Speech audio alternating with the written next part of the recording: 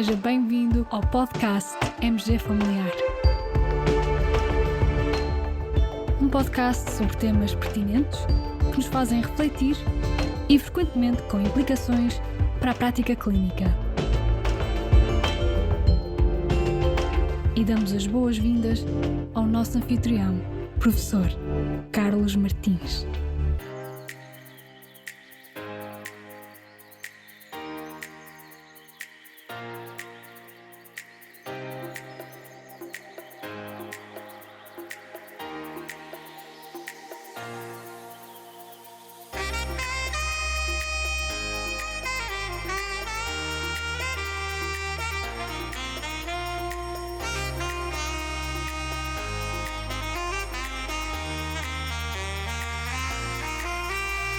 A doutora Rita iniciou o internato de Medicina Geral Familiar há algumas semanas. Ao observar a sua orientadora na consulta de planeamento familiar, coloca a seguinte pergunta: sempre que realizamos a citologia de rastreio, devemos fazer o exame pélvico bimanual? Na vossa opinião, colegas, a orientadora deve responder que sim, sempre que se realiza a citologia de rastreio devemos proceder ao exame pélvico por palpação bimanual, ou que não, na citologia de rastreio não há necessidade de realizar o exame pélvico por palpação bimanual.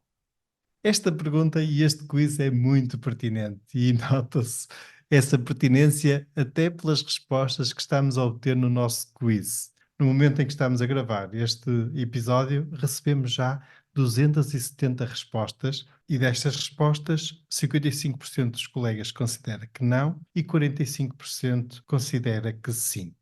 Antes de vos revelar a solução do quiz, vou contar-vos como me surgiu a ideia de abordar este tema no nosso podcast. Estou certo que também já vos aconteceu ir à procura de algo e acabar por encontrar algo mais que não estavam à espera, mas que também pode ser útil. Pois bem, quando estava a preparar o episódio anterior a este, o episódio 177 sobre o rastreio do cancro de colo do útero na gravidez, ao efetuar a pesquisa bibliográfica, deparei-me com uma recomendação do programa Choosing Wisely Australia, cujo título dizia o seguinte: Don't routinely do a pelvic examination with a pap smear. Ou seja, não fazer por rotina um exame pélvico associado ao teste de Papa Nicolau, ou seja, à citologia cervical.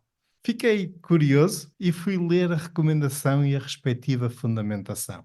Então, os nossos colegas do Royal Australian College of General Practitioners começam por afirmar que durante uma citologia realizada no âmbito do rastreio de cancro de colo do útero, ou seja, numa mulher sem sintomas, o exame ginecológico bimanual não apresenta qualquer benefício comprovado, uma vez que não se conseguiu demonstrar até à data que melhore a detecção de cancro do ovário ou que traga qualquer benefício adicional. E referem que num estudo realizado em mulheres australianas submetidas ao exame ginecológico bimanual por rotina, não foram detectados tumores malignos do ovário, mas por outro lado, a elevada prevalência de anomalias benignas, quer uterinas em 13% das avaliações, quer ováricas em 2% das avaliações, implicou com frequência a realização de exames auxiliares de diagnóstico adicionais. Aquilo que se pode considerar em muitos casos de investigação adicional desnecessária. Além disso, referem também uma revisão sistemática publicada em 2015 que incluiu 8 estudos que avaliaram o exame ginecológico bimanual como teste de rastreio para cancro do ovário e que chegou à conclusão que o exame pélvico bimanual carece de precisão como teste de rastreio do cancro do ovário. O valor preditivo positivo é de apenas 1%. Os nossos colegas australianos chamam também a atenção para o facto de este exame ser um exame que pode causar algum desconforto ou alguma dor, medo, ansiedade e, por exemplo, também um certo embaraço num terço das mulheres. E pode, então, levar a procedimentos de diagnóstico desnecessários, invasivos e que também podem trazer algum dano associado. Este procedimento, o exame ginecológico bimanual, também requer tempo adicional do médico e da equipa de saúde, ou seja, tudo isto implica também custos adicionais, tempo, recursos e até desperdício de oportunidade para atendimento de outros pacientes mais necessitados. Caros colegas, pois é, em relação ao nosso quiz, a resposta correta a dar pela orientadora seria não. Na citologia de rastreio, não há necessidade de realizar o exame pélvico por palpação bimanual.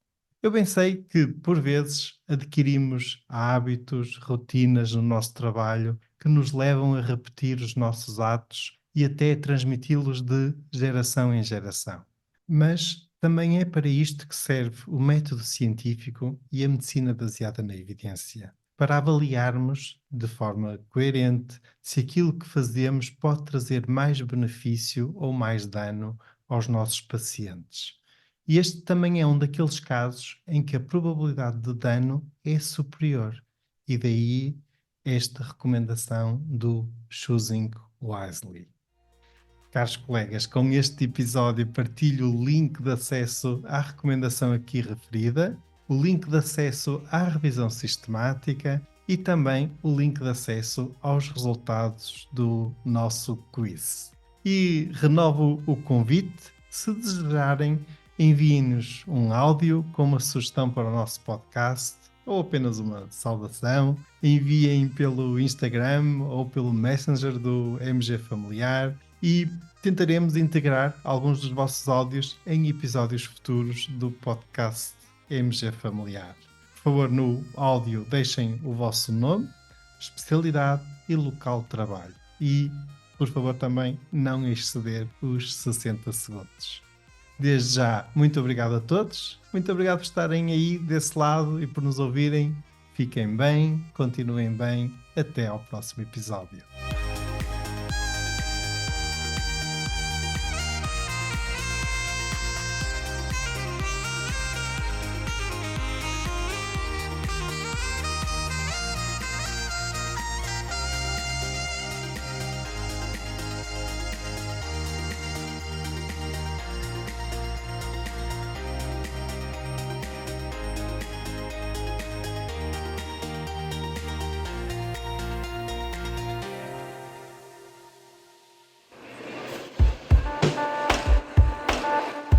E terminamos assim esta edição do podcast MG Familiar.